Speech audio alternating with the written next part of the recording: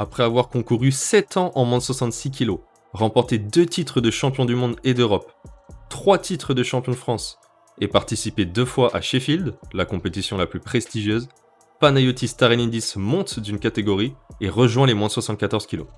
Le Français connaît pour l'instant une année 2025 compliquée.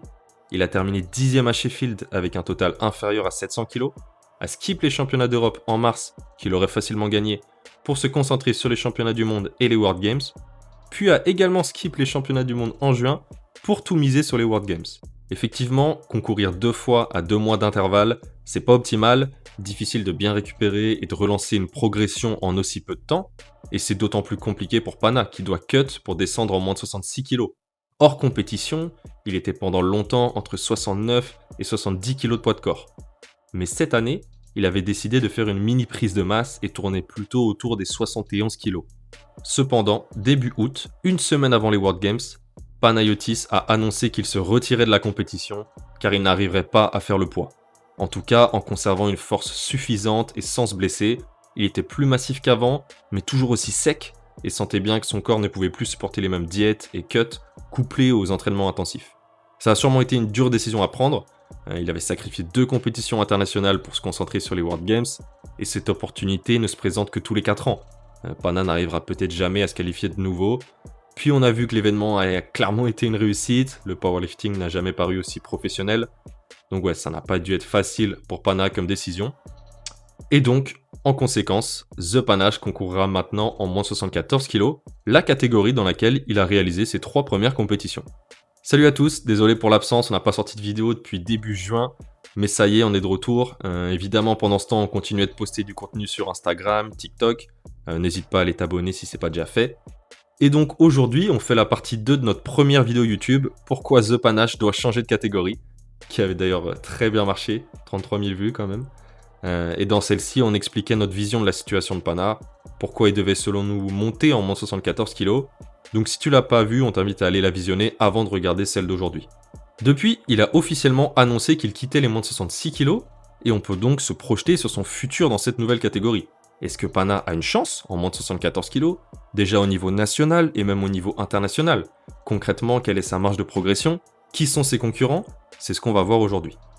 Alors la première question, quel niveau pour Pana en moins de 74 kg? Alors voici ses meilleurs perfs en moins de 66 kg.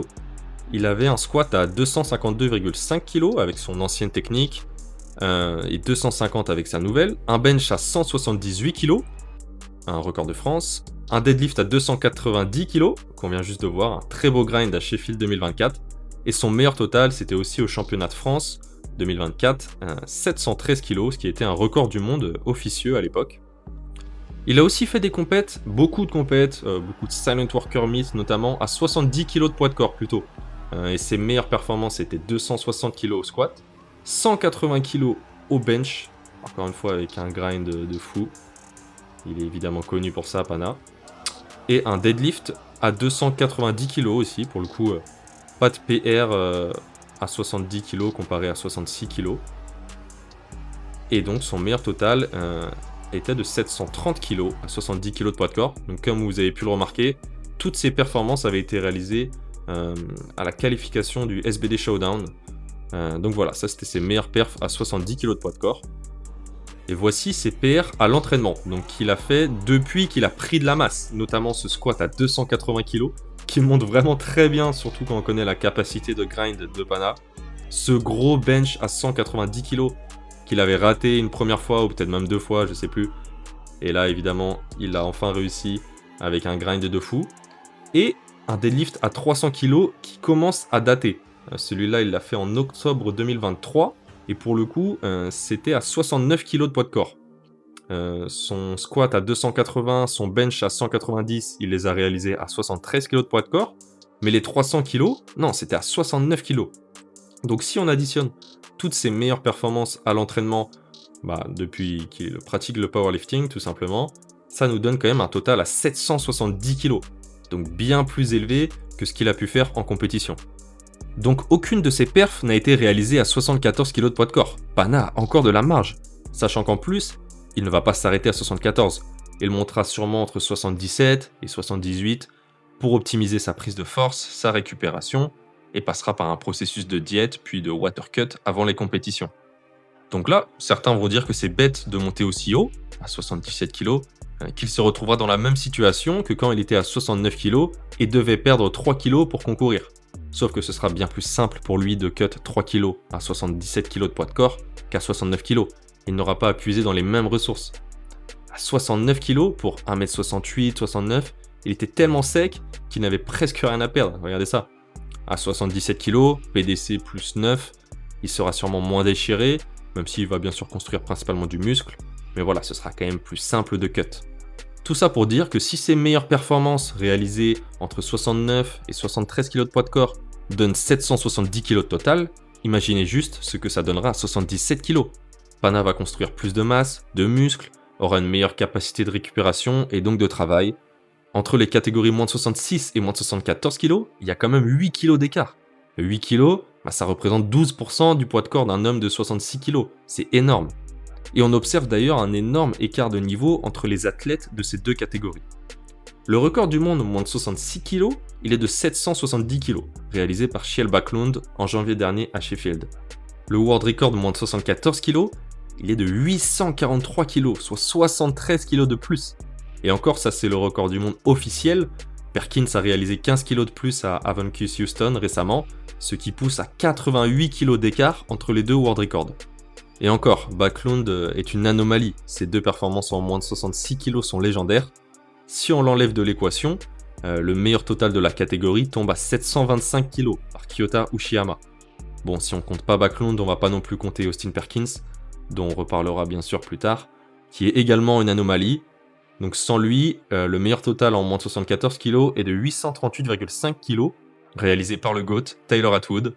Donc c'était pas sur la scène internationale, mais bon, il l'a quand même fait. Et l'arbitrage ne pouvait pas être pire qu'au championnat d'Asie, où Kyota a fait 725 kg. Donc, sans les monstres Backlund et Perkins, l'écart entre les meilleurs totaux des deux catégories n'est plus de 73 kg, mais de 113,5 kg. C'est gigantesque, il y a seulement entre les moins de 120 et les plus de 120 kg que l'écart est plus grand. Et encore, ça, si on compte pas le total de Rondell Hunt en USAPL. Donc bref, tout ça pour dire qu'en montant en moins de 74 kg, Pana devrait logiquement exploser ses meilleures performances. Un autre argument qui va dans ce sens est le fait qu'il va selon moi être dans la catégorie la plus optimale pour lui. Je pense qu'en moins de 66 kg, il bridait vraiment son potentiel de force et avait à peu près atteint son plafond depuis un moment.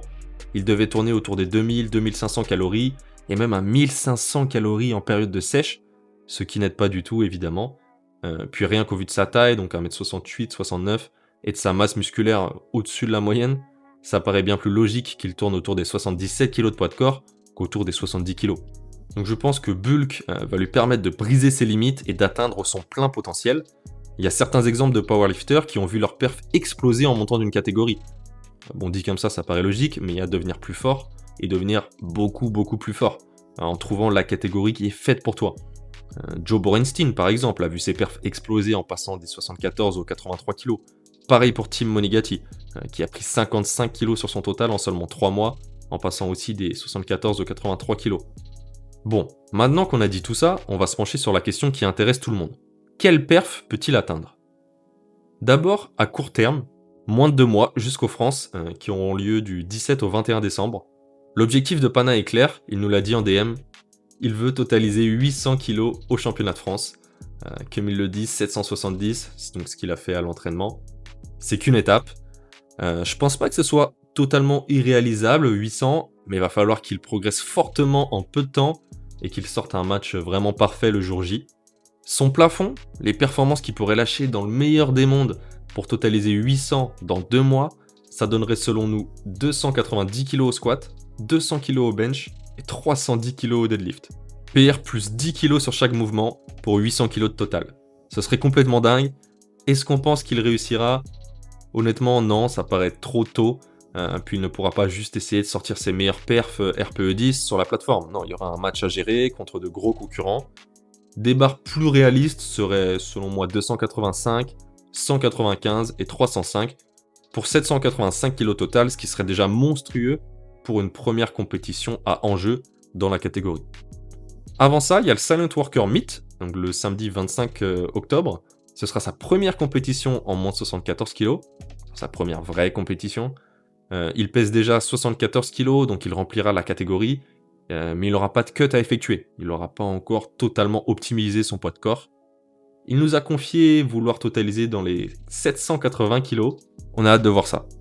On sera d'ailleurs sur place pour vous faire vivre l'événement, donc abonne-toi bien sûr sur les réseaux sociaux. Ok, et à long terme, dans 2 à 3 ans, qu'est-ce que ça pourrait donner ? Bon là c'est compliqué de se projeter forcément, mais on va émettre l'hypothèse qu'il va fortement progresser dans une catégorie qui lui permettra de mieux récupérer, de manger à sa faim, d'exprimer son plein potentiel encore une fois. Donc je vais vous donner les meilleures performances que je le vois atteindre si tout se passe bien pour lui, vraiment son plafond pour moi. S'il arrive à les réaliser sur le plateau, ce serait vraiment incroyable. 305 kg au squat, PR plus 25 kg, 210 kg au bench, PR plus 20 kg, 325 au deadlift, PR plus 25, pour un total juste monstrueux à 840 kg. Seule une personne a fait mieux que ça dans la catégorie, c'est Austin Perkins. Comme dit plus tôt, ses meilleures performances en compétition ont toutes été réalisées au SBD Showdown pour 730 kg de total à presque 70 kg de poids de corps. Donc pour ce total-là, son squat représentait environ 35%, son bench 25% et son deadlift 40%. Donc Pana c'est un powerlifter complet. Il n'a pas un mouvement où il prend une grosse avance sur ses concurrents, mais il n'a pas non plus de mouvement où il perd beaucoup de kilos. Avec la montée de catégorie, je vois ce ratio changer légèrement. Si on regarde là les perfs plafonds que je l'imagine éventuellement faire, son bench représenterait encore 25% du total, mais le squat monterait à un peu plus de 36% et le deadlift redescendrait à un peu moins de 39%. C'est une tendance qu'on observe chez les athlètes qui montent de catégorie. Le squat et le bench ont tendance à être les mouvements qui stonkent le plus. Et je vois cette tendance être validée sur Pana, qui a déjà explosé son PR à l'entraînement au squat de 10 kg, comme on l'a vu précédemment, il a passé les 280 kg, 2 fois déjà. Et au contraire, il n'a pas encore PR au deadlift depuis octobre 2023, et la mythique barre des 300 kg. Depuis, on le voit toujours en grosse difficulté sur des barres à 290-295 kg. Alors je le vois s'améliorer aussi sur ce mouvement, mais de manière plus modérée, peut-être plus lente. S'il atteint déjà les 320-325 kg dans 2 à 3 ans, ce serait juste énorme. Donc ouais, 840 kg de total. On dirait que c'est le meilleur total que Pana pourrait atteindre dans 2 à 3 ans. Est-ce qu'il est possible qu'il fasse encore mieux que ça ? Alors selon moi, non, ce serait vraiment son plafond et ce serait déjà colossal. 110 kg de plus que son meilleur total en compétition. 127 de plus que son meilleur total en moins de 66 kg. Mais cependant, selon moi, ça reste possible. Puis rappelons que Pana n'a que 31 ans. Dans beaucoup de sports, les athlètes sont à leur prime à cet âge-là, mais ne sont plus si loin du déclin à environ 35-36 ans. Mais dans le powerlifting, les athlètes peuvent débuter leur prime à 35-36 ans, comme par exemple Kjell Backlund, Durin Skengamu ou même Taylor Atwood qui retrouve presque un second prime là à 36 ans. Donc le français a de belles années devant lui pour devenir plus fort. Le temps ne presse pas tant que ça. On s'est projeté sur 2 à 3 ans, mais Pana pourra continuer de progresser et de concourir pendant quelques années encore après ça. Après, ça dépend des athlètes. Un Pana qui s'est toujours entraîné dur, souvent RPE 10 ou presque, qui n'a pas forcément des leviers très avantageux comparé à d'autres, ce qui amène sûrement beaucoup de contraintes sur ses articulations, il pourra peut-être pas continuer, rester au top jusqu'à ses 36 ans. À voir. Ok, donc Pana va devenir beaucoup plus fort en montant en moins 74 kg, ça y a pas de doute. Mais sera-t-il assez fort en décembre pour devenir champion de France et se qualifier pour les compétitions internationales ? C'est la deuxième grosse question de cette vidéo. Au niveau français, on a distingué 4 athlètes qui seront de beaux concurrents pour Pana, et on va les aborder du moins au plus dangereux selon nous. Le premier, c'est son élève, son athlète, Sheridan Dennis, plus connu sous le nom de Ciel. Il est né en 2002. Il a progressé rapidement, il est passé de 610 kg pour sa première compétition à 700 kg 10 mois plus tard pour un titre de champion de France Open en 2023. Depuis, c'est plus compliqué, il a porté son meilleur total en moins de 74 kg à entre guillemets seulement 712,5 kg et il a totalisé 725 kg au Silent Worker Meet 2024 à 78 kg de poids de corps. Ça, c'est son meilleur total en compétition. Son parcours a été très entravé par les blessures, surtout au dos, et aussi par des bulles en compétition. Il y en a eu une au championnat d'Europe junior 2024 au deadlift, où il avait oublié la commande de down sur son deuxième essai et relâché la barre au lieu de la descendre sur son troisième essai. Et il y en a aussi eu une au championnat de France junior, où son amplitude au squat n'a pas convaincu les arbitres et le jury. Donc des dernières compétitions assez compliquées, mais il est encore jeune, dans sa dernière année junior, et le potentiel est clairement là. Ses meilleurs perfs à l'entraînement, ça donne 270 kg au squat, au bout d'un gros grind, 165 kg au bench, c'est son point faible si on devait en distinguer un, et 305 kg au deadlift. Donc si on regarde ses meilleures performances à l'entraînement, ça donne quand même 740 kg total. Donc s'il arrive à relancer sa progression, s'éloigner un petit peu des blessures et à mieux gérer les standards les jours de compétition, il peut être une menace pour Pana. L'histoire serait belle, coach contre élève. Ouais, on a bien envie de voir ce duel. Le second, c'est un cas plutôt spécial, c'est Nabil Lalou. Né en 1999, il a la double nationalité, donc américaine et française.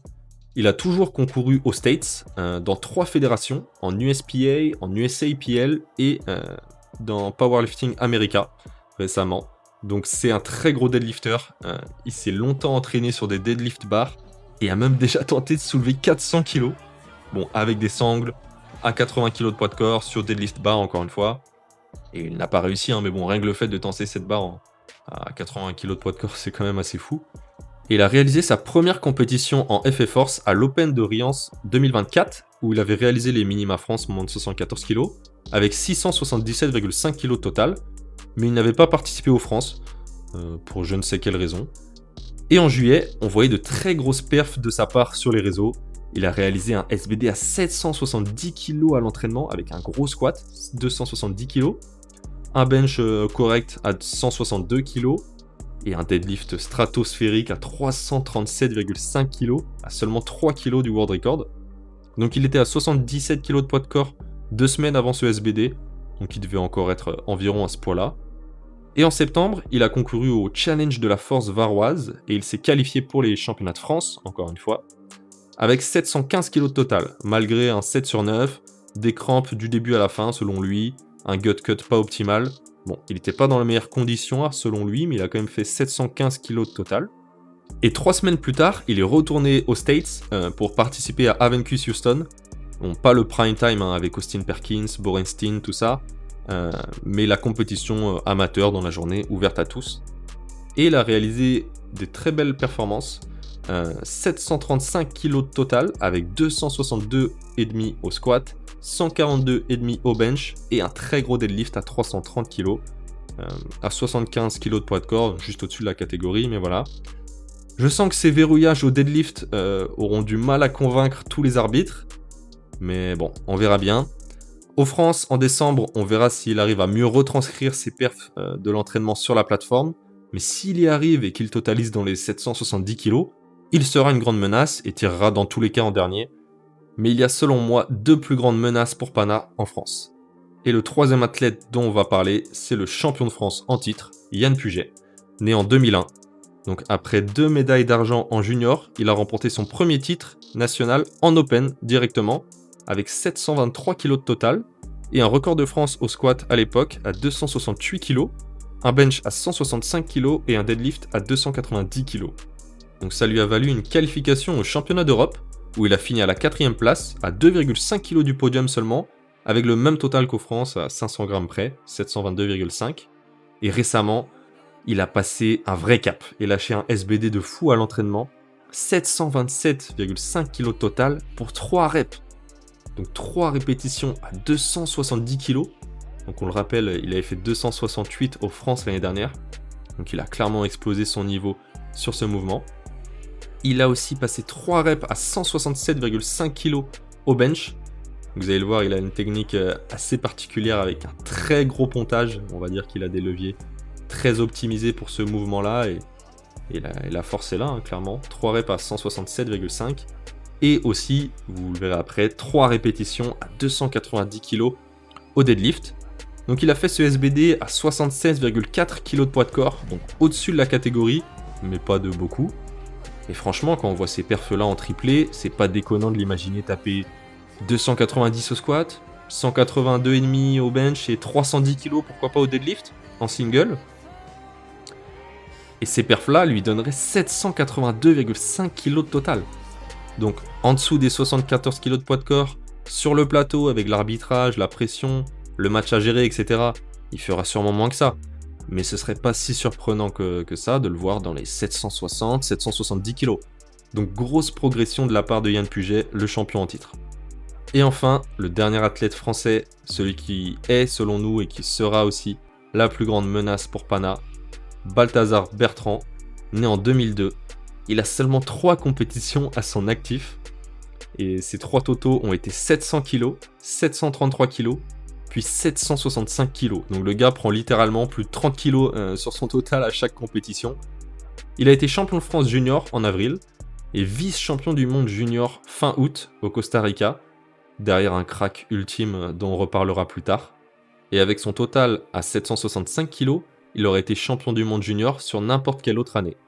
Il avait clairement de la marge au bench, et encore plus au deadlift, où il a fait un jump de 15 kg entre ses deuxième et troisième essais. Et il a tenté 307,5 kg sur son dernier essai, pour totaliser 780 kg, qu'il a soulevé jusqu'au-dessus des genoux, mais n'a pas pu verrouiller. Mais 765 kg, c'est quand même un nouveau record de France, 20 kg de plus que celui de Paul Ramboville qui tenait depuis les championnats du monde 2023. Donc voilà, Balthazar, il est arrivé, il a tout de suite montré qui était le nouveau boss. Ses perfs à l'entraînement, elles sont complètement dingues. Il a réalisé 290 kg x 2 au squat. C'est clairement un squat spécialiste, petit fémur, long torse. Donc voilà, ça c'est plus que le record de France et d'Europe Open au squat. Il a aussi fait 2 reps à 185 kg au bench. Donc gros bench quand même, gros bench. Et 2 répétitions à 300 kg au soulevé de terre en sumo. Donc pour totaliser 775 kg pour 2 répétitions. Donc 10 kg de plus que ce qu'il a fait au championnat du monde junior. Donc Balthazar là il est sur une progression qui est vraiment fulgurante. C'est impressionnant. Et il a même déjà passé les 300 kg au squat à la compétition Tag Team 2, où il n'avait fait que ce mouvement, pas de bench ni de deadlift. C'était à environ 78 kg de poids de corps, mais quand même, rappelons qu'avant que Perkins arrive en IPF, le world record il était de 288,5 kg. Voilà, Balthazar, les 300 kg, c'est déjà fait. Donc franchement, vu sa progression ultra rapide, la marge qu'il avait au bench et au deadlift, au Worlds Junior, il n'est pas impossible qu'il se rapproche fortement des 800 kg au championnat de France en décembre.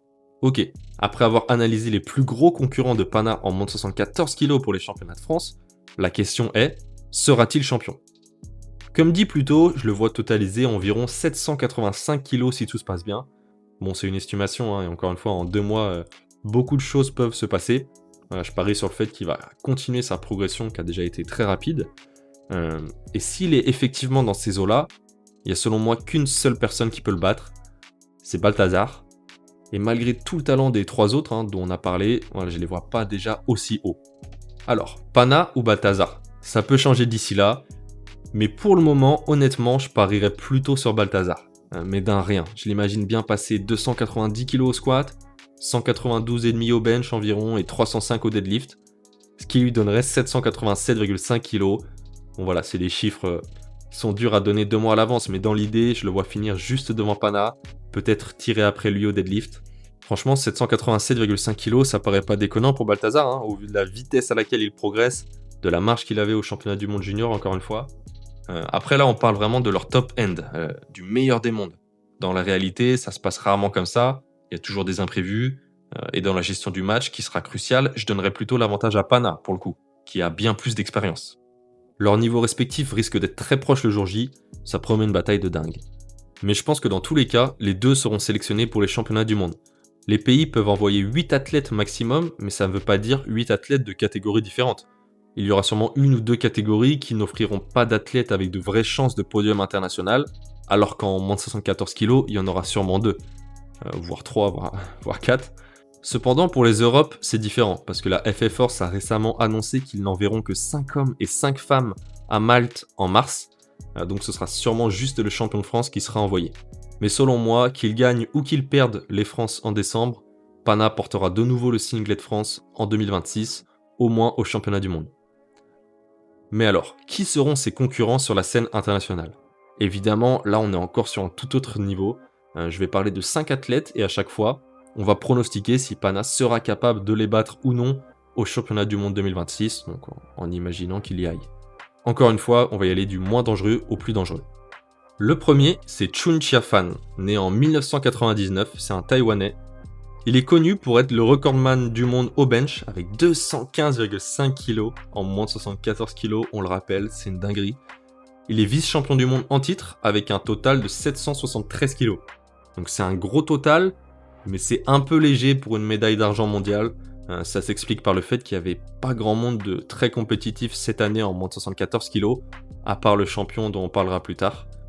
Ses meilleurs perfs à l'entraînement sont assez ouf quand même. 265 kg au squat, son point faible. 225 kg au bench, donc c'est 9,5 de plus que son propre world record. Et 320 kg au deadlift. Donc ce qui lui donne 810 kg total, si on compte ses meilleures performances à l'entraînement. Je pense qu'il a le potentiel de franchir les 800 kg en compétition. Il sera sûrement indétrônable au bench pendant de longues années. Quoique, on en parlera plus tard, il y a quelqu'un peut-être qui peut aller le chercher. Mais Pana terminerait selon moi devant lui au championnat du monde 2026 s'il venait à s'affronter. Je donne la victoire à Pana. Ensuite, un gros morceau, Kjell Backlund, né en 1988, c'est un ancien, 37 ans, ça fait très longtemps qu'il est dans le game. Avant, il était plutôt en équipé, où il a été champion du monde plusieurs fois, champion des World Games aussi. Et maintenant, c'est le champion de Sheffield 2025, mais en moins de 66 kg. Il est là le petit piège. Le Norvégien a détruit le world record au total de la catégorie avec 770 kg. C'est une performance juste légendaire, mémorable. Il a réalisé une deuxième compétition en moins de 66 kg cette année, c'était aux Worlds, et il est devenu champion du monde très largement, avec un total inférieur à celui de Sheffield, 742,5 kg, mais c'est toujours juste extraordinaire pour les moins de 66 kg. Cependant, juste après sa victoire au championnat du monde, en juin, il a annoncé qu'il ne concourrait plus dans cette catégorie, car il ne pouvait pas rester durablement à ce poids de corps. Les cuts ont visiblement été très compliqués, éreintants, notamment couplés à son travail, sa vie de famille, les entraînements évidemment. Donc il remonte en moins de 74 kg. Mais alors, est-ce qu'il est encore une menace en moins de 74 kg ? À son prime, oui, clairement. Son meilleur total en compétition est de 815 kg à l'Arnold UK 2024, ce qui était à l'époque un record du monde. Il a aussi totalisé 812,5 kg au championnat du monde 2024, où il avait terminé deuxième. Depuis, il a réalisé 2 compétitions en moins de 74 kg. Les championnats d'Europe, juste après Sheffield, où il n'avait pas besoin de cut en moins de 66 kg pour gagner, et les World Games, après les championnats du monde, qui était vraiment son retour en tant que vrai moins de 74 kg. Sur ces 2 compétitions, il était loin de son meilleur niveau en moins de 74 kg. Il a totalisé 775 kg sur les 2, soit 40 de moins que son PR. Ça peut s'expliquer par le fait qu'à chaque fois, il avait concouru en moins de 66 kg seulement 2 mois avant, donc les cuts l'avaient sûrement affaibli. Il faut le temps de s'en remettre, de reprendre du poids, de l'énergie, de relancer de la progression en peu de temps. Il montre pas beaucoup ses entraînements sur Instagram, mais quand il en parle, il est pas très positif. Il explique que son corps ne s'est pas senti bien depuis avant Sheffield. Du coup, je vous montre son plus gros SBD à l'entraînement réalisé il y a 1 an, à 70,7 kg de poids de corps. Donc il remplissait même pas la catégorie 74 kg. Il avait passé 267,5 kg au squat, mais il a un PR à 272,5 en compétition, 217,5 au bench, juste monstrueux, et 340 kg au deadlift, qu'il a aussi déjà fait en compétition, qui était un record du monde. Donc ça lui donne ce SBD, donc réalisé sur la même journée, sur le même entraînement visiblement, 825 kg de total. Et si on compte son meilleur squat en compétition, ça monte à 830. Donc ouais, à son prime, Backlund c'est quand même une vraie menace. Mais est-ce qu'il va réussir à revenir à ce prime en moins de 74 kg et même à dépasser ce niveau ? Alors revenir entre 815 et 830, moi je dirais que oui. Il a prouvé que son âge n'était pas une faiblesse, au contraire. Il a l'expérience, et on parle quand même d'un freak génétique. Voilà, il a quand même un morphotype vraiment fait pour le powerlifting. Mais est-ce qu'il arrivera à revenir à ce niveau à temps pour Sheffield 2026 ? Ça, pas sûr. Mais de toute façon, il n'y a aucune chance de victoire pour lui, ou même de top 5. En moins de 74 kg, le record du monde est bien trop haut. En tout cas, on a hâte de voir Pana prendre sa revanche de Sheffield contre Kjell. Il y a une rivalité qui s'est installée entre les deux depuis que Pana a dit qu'il ne pensait pas que Kjell exploserait le world record de moins de 66 kg à Sheffield, et que Kjell a trash-talké Pana. Je sais que du coup, notre Français ne l'apprécie pas vraiment et aimerait prendre sa revanche, et on espère qu'il y arrivera. Ça pourrait être très serré entre les deux, mais je pronostiquerais une victoire de Pana s'il venait à s'affronter au championnat du monde 2026. Honnêtement, il va avoir vraiment le temps de progresser, et j'ai pas l'impression que Schiel va réussir à dépasser ce niveau qu'il avait réussi à atteindre. On passe au top 3, et là on franchit un cap de niveau et de potentiel. Ce sont vraiment 3 monstres. Le premier, c'est Ilya Marichev, né en 2001, donc il est en sortie d'année junior. On avait parlé de lui dans notre tier list des cracks mondiaux, où on l'avait classé en élite. Il baigne dans le powerlifting depuis petit. Première compétition à 13 ans, à 42 kg de poids de corps. 42 kg. C'est un athlète russe, donc le problème c'est qu'il est plus autorisé à participer à des compétitions internationales IPF, en raison de sa nationalité et du contexte géopolitique. Il y a eu une exception à la Coupe du Monde universitaire en juillet, où il a totalisé 798 kg et pris le world record au deadlift avec 340,5 kg. Donc le world record qui appartenait à Kjell Backlund. Il le fait toujours avec des genouillères, ça reste un mystère. Mais bon, ça marche bien pour lui. Et avant ça, en juin, il a même totalisé 820 kg à une compétition locale.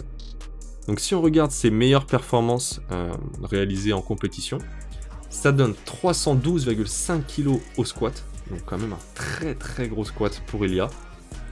167,5 kg au bench. Ça reste une grosse performance, mais c'est clairement son point faible. Et un deadlift, alors là c'est n'importe quoi, 350 kg. Et franchement qui monte plutôt rapidement. Donc c'est évidemment un record du monde sur son propre record du monde, mais celui-là il est officieux, car il a été réalisé sur une compétition russe. Mais donc ouais, gros deadlift spécialiste avec aussi un très beau squat. Bon, je pense que ces verrouillages au deadlift pourraient poser problème face à des arbitres internationaux exigeants, mais en tout cas, il aura toujours l'avantage de tirer en dernier. Normalement, il n'y aura personne de plus fort que lui au deadlift en moins de 74 kg. Et donc, ses performances lui donnent quand même 830 kg de total. Donc, comme Backlund, mais Backlund c'était à l'entraînement, et c'est avec des perfs un peu plus anciennes. Là, Ilya, c'est vraiment des perfs récentes, et il est en pleine progression. Donc c'est pour ça que je le mets au-dessus de Backlund en termes de menace pour Pana. En plus, il s'entraîne depuis longtemps, certes, mais il est encore jeune. Il a 24 ans, et il a déjà le niveau pour monter sur le podium mondial, et peut-être même faire des petites frayeurs à Perkins. Même si honnêtement, je pense pas. Pas de là à vraiment concurrencer Perkins, mais on sait jamais. Sur un gros deadlift, si Perkins fait une mauvaise compétition, voilà. Mais au vu de son âge, de sa taille, de sa masse musculaire qui n'est pas extrêmement développée par rapport à d'autres athlètes, on va dire, il montera selon moi en moins de 83 kg à moyen terme. Et cette fois, c'est pas Pana qui va prendre sa revanche contre lui, mais bien Ilya qui veut prendre sa revanche sur Pana, car ils se sont affrontés au championnat d'Europe 2021 en moins de 66 kg, où Ilya avait pris la médaille de bronze et Pana la médaille d'or. Donc Ilya avait tenté sur son dernier deadlift de passer devant le Suédois Eddie Berglund. Mais donc voilà, je sais qu'il en a déjà parlé plusieurs fois du fait qu'il aimerait bien prendre sa revanche contre Pana. Donc imaginons encore une fois que Pana se qualifie pour les Worlds 2026 et que les athlètes russes soient réintégrés à cette compétition. Qui l'emporterait entre Pana et Ilya? Selon moi, Ilya aura un top end bien plus élevé et d'assez loin quand même, notamment grâce à son deadlift. Donc s'il se plie au standard et exécute bien sur la plateforme, là pour le coup je le vois battre Pana en 2026 en tout cas. On passe maintenant au deuxième athlète le plus fort selon nous en moins 74 kg, le plus dangereux en tout cas pour Pana. C'est Elliot Sykes, un 2006. Donc voilà, il est en sortie d'année sub-junior. Il a seulement 19 ans. 19 ans. C'est un crack comme on en a presque jamais vu. C'est le plus jeune athlète à avoir atteint les 800 kg en moins 74. Le plus jeune à avoir totalisé 11 fois son poids de corps. Le plus jeune à atteindre les 120 GL points. Il a été champion du monde junior en août, devant Balthazar, avec un total extraordinaire à 815 kg, ce qui est un record du monde junior évidemment.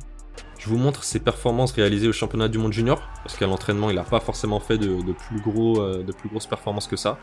Donc on a un squat énormissime à 315 kg, c'est vraiment son point fort. Et en plus il y avait de la marge, donc franchement sur ce mouvement, il peut s'approcher du numéro 1 dont on reparlera plus tard. Il a passé un bench à 187,5 kg, un peu dur, c'est le seul mouvement où il a un peu galéré, mais c'est aussi une énorme perf pour un 74 kg junior. Et un deadlift à 312,5, donc moins que son squat, il fait partie de cette team-là, mais en réalité, il avait aussi pas mal de marge quand même au deadlift. Donc ça lui donne un total monstrueux à 815 kg. C'est vraiment un des plus gros cracks du powerlifting, peut-être le plus gros pour certains. Bon, ça se discute surtout avec Borenstein, Lonzo Chigné, William Ball maintenant, McNaughton qui est un peu plus âgé aussi quand même. Donc on l'avait classé en premier dans les champions du monde dans notre tier list des cracks. Je vous invite à aller voir la vidéo si vous ne l'avez pas vue. Et donc voilà, vu la vitesse à laquelle il progresse et la marge qu'il avait au championnat du monde junior, il pourrait dans quelques mois être en capacité de challenger le record du monde actuel d'Austin Perkins à 843 kg. Mais le problème, c'est qu'Austin Perkins, il est maintenant bien plus fort que ça. On va en parler après, mais c'est donc lui qui ira certainement au championnat du monde junior, au championnat du monde Open 2026. Car on le rappelle, Powerlifting America n'envoie qu'un athlète par catégorie. Donc malheureusement, à moins d'un forfait de Perkins ou d'un athlète d'une autre catégorie, mais bon, même dans ce cas-là, c'est pas sûr qu'il doublerait les moins de 74 kg, Elliot Sykes ne participera pas au championnat du monde Open. Et ça peut être le cas pendant quelques années, parce que à moins qu'il ne devienne plus fort qu'Austin Perkins, mais honnêtement, je pense pas que ça arrivera. Peut-être le jour où il se rapprochera des totaux actuels d'Austin Perkins, bon, je pense que Perkins sera déjà monté en moins 83 kg. Donc ouais, cet envoi d'un seul athlète américain par catégorie au championnat du monde, c'est une bonne chose pour nos moins de 74 kg français, et donc potentiellement pour Pana. Parce que honnêtement, non, on ne l'aurait pas vu battre Elliot Sykes. Faudrait vraiment que Pana puisse s'entraîner 1 ou 2 ans, voilà, qu'il aille dans la salle du temps, mais que pendant ce temps-là, Elliot il progresse pas du tout. Parce que ouais, là on est vraiment en présence d'un gros crack, mais malheureusement, vous l'avez compris, il y a quelqu'un d'encore plus fort que lui, de la même nationalité. C'est lui le numéro 1 des moins de 74 kg mondiaux, non seulement actuel, mais aussi all-time, Austin Perkins. Donc c'est en 1999, il est encore jeune, 26 ans. C'est le pound for pound king, comme on dit, donc c'est le meilleur athlète masculin à l'indice, au GL Points, avec 126,32 points. Et c'est le deuxième si on compte aussi les femmes, juste derrière Agatha Sitko, qui elle est à plus de 130, bon, c'est une ovni. Il est dans un autre monde, il n'est pas si loin de détenir les 4 world records, squat, bench, deadlift et total. Ça a été fait seulement 3 fois dans l'histoire.